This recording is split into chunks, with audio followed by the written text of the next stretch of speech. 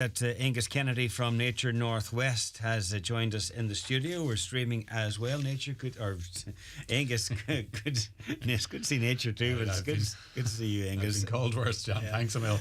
Good to see you too. And it's been a while since we talked. It's over a month, I think. Over a month, yeah. A lot of changes out there. Yeah, spring has sprung. So let's chat about a few of them. I suppose one of the signs.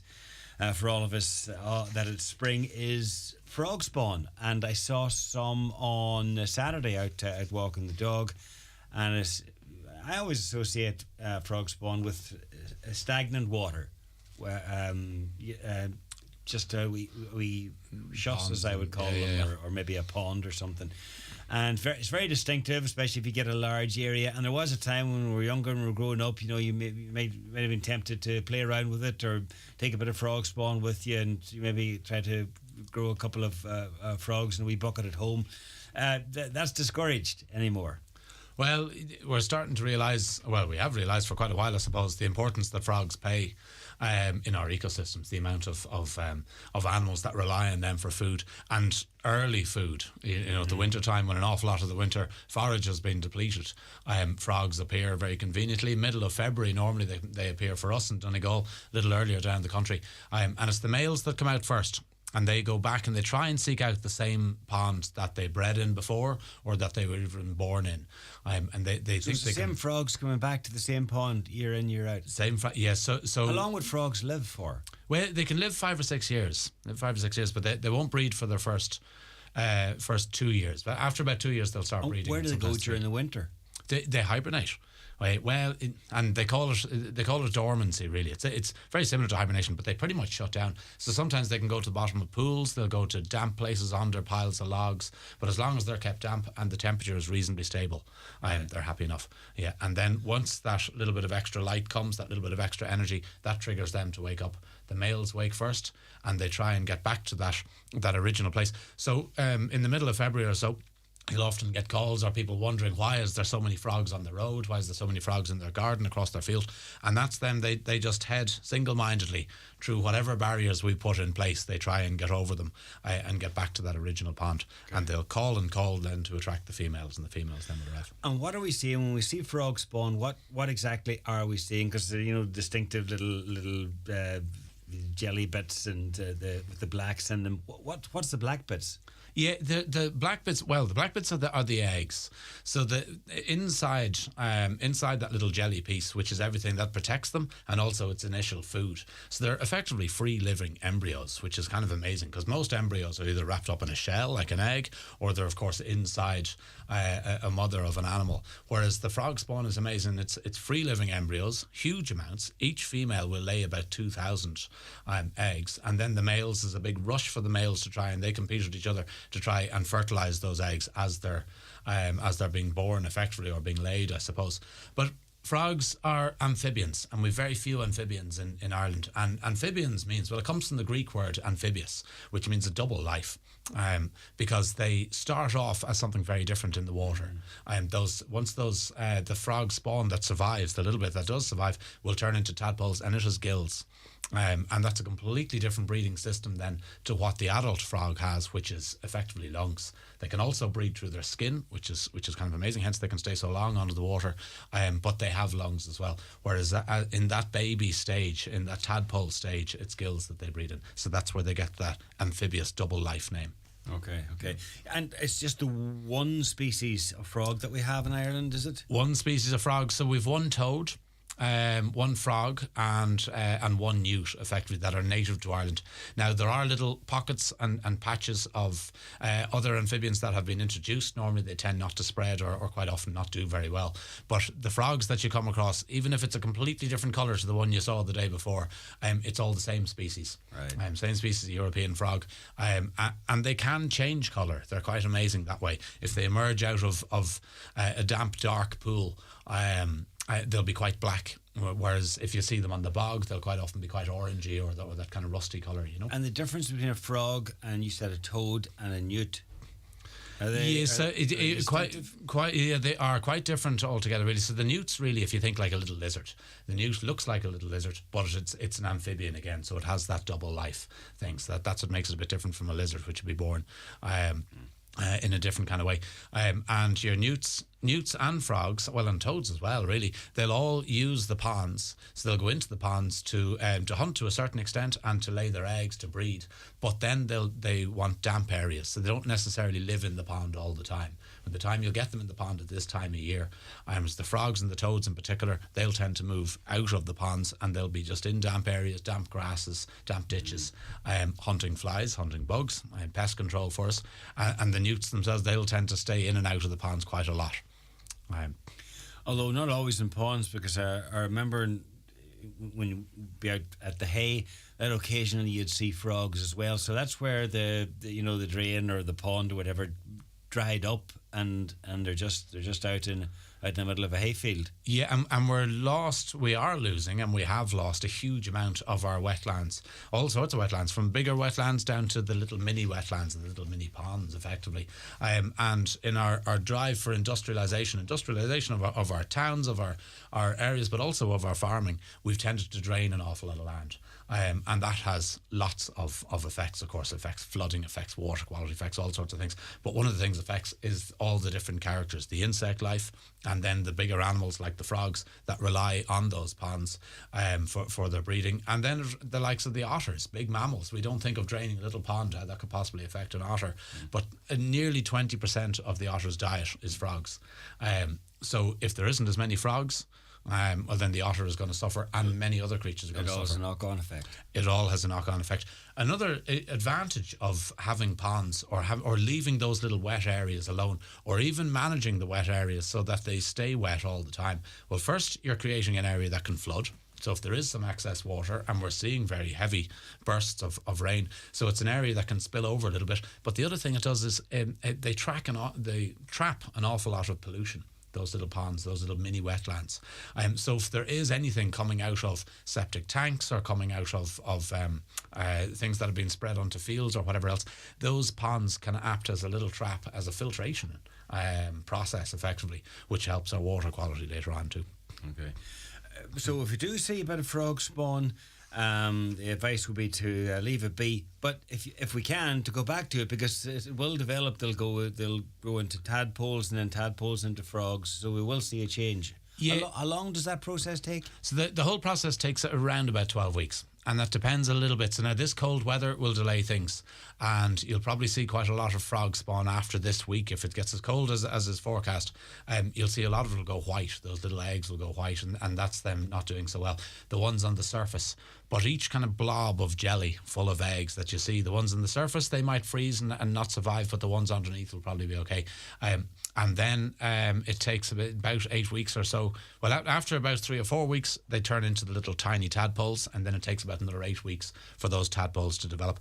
And it's well worth going down, even to look for yourself, or if you have any children, grandchildren, bring them down to the local ponds, bring them down to the ditches.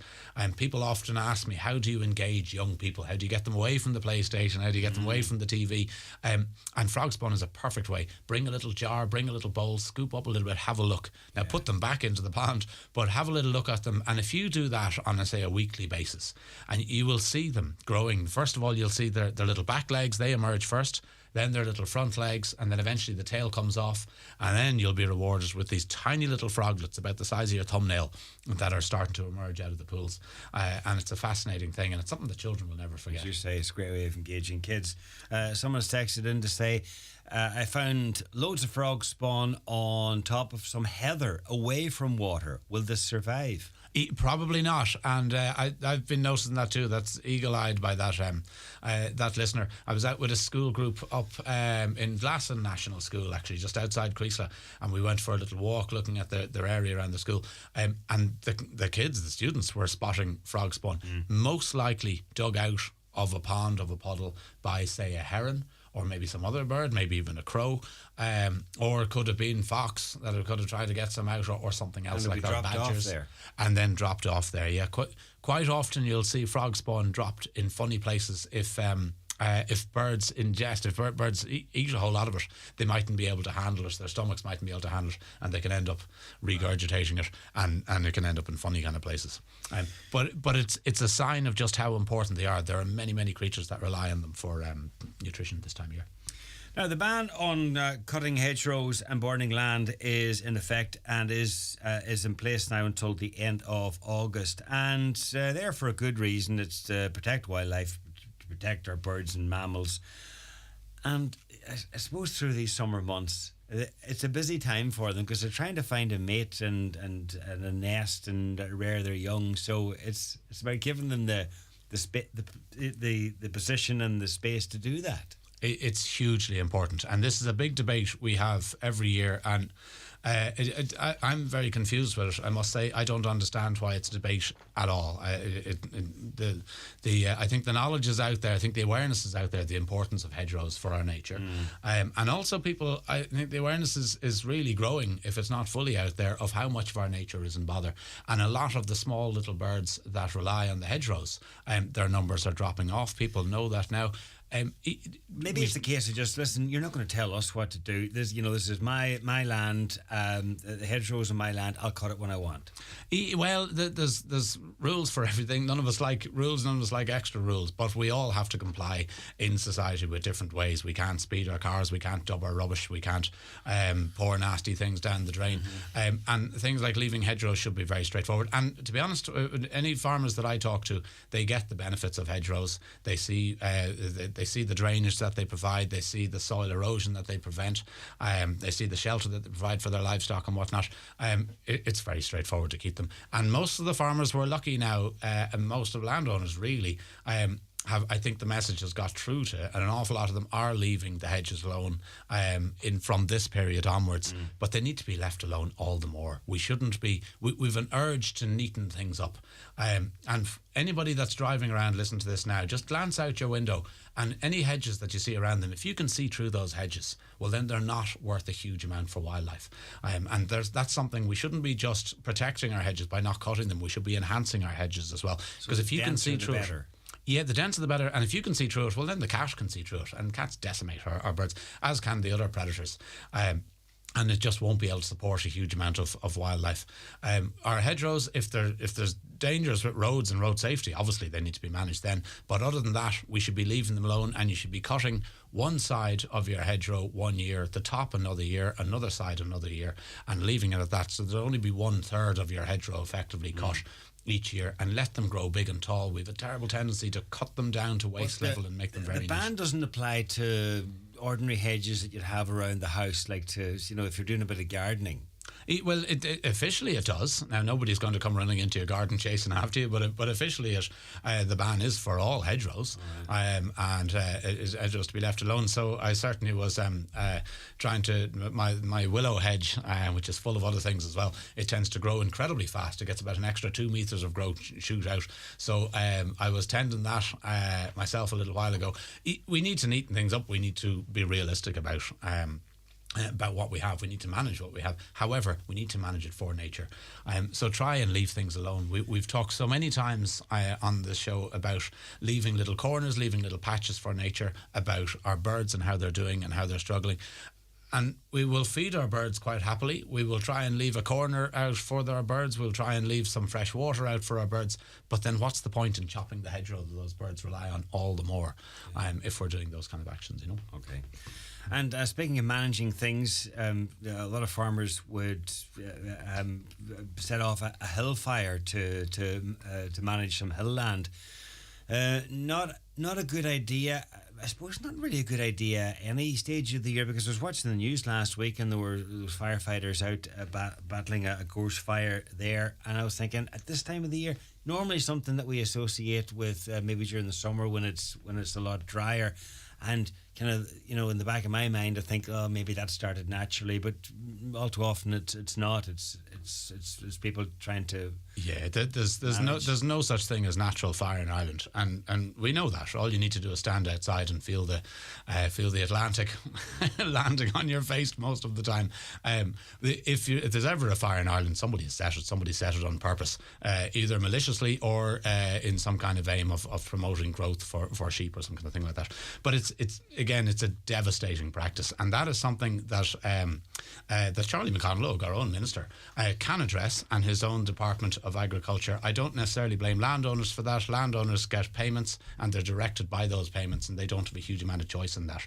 But the Department of Agriculture and with Minister McConalogue at the head there, they could change that with a stroke of a pen if they wanted.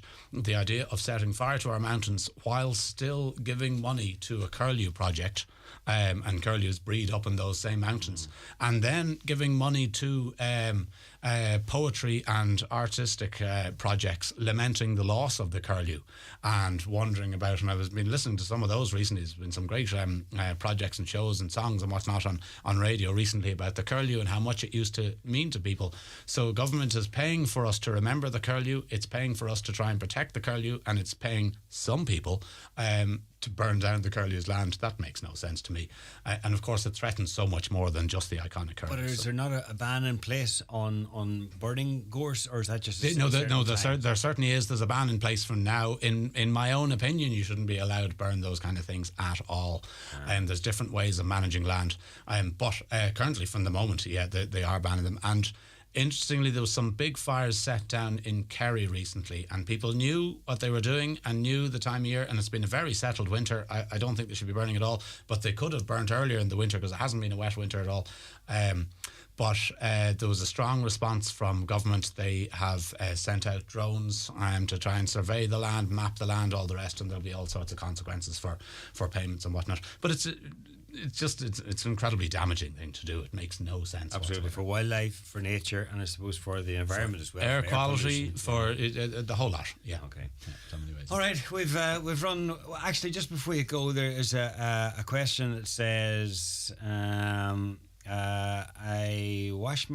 have to wash my backyard and back door. Oh, I have to wash my yard and back door and car windscreen every day from bird droppings. How do I get rid of this daily plague without doing something drastic? Okay, It's difficult, but if you have a couple of good trees, birds will often tend to roost in them, and I suppose I'd want to find out a bit more of what birds are there. Is it do they have rooks and crows that are there, or is it starlings that have passed through? Quite often you can get a huge number of starlings that might land in the bushes and shrubs, and they can leave a bit of a mess, all right, but they would move on quite quickly, whereas other nesting birds might stay a little bit. So I need to find out what kind of bird, I suppose, Finally, you're involved in the Trailgazers project, and that's coming up on Wednesday briefly. You're one of 3 talkers.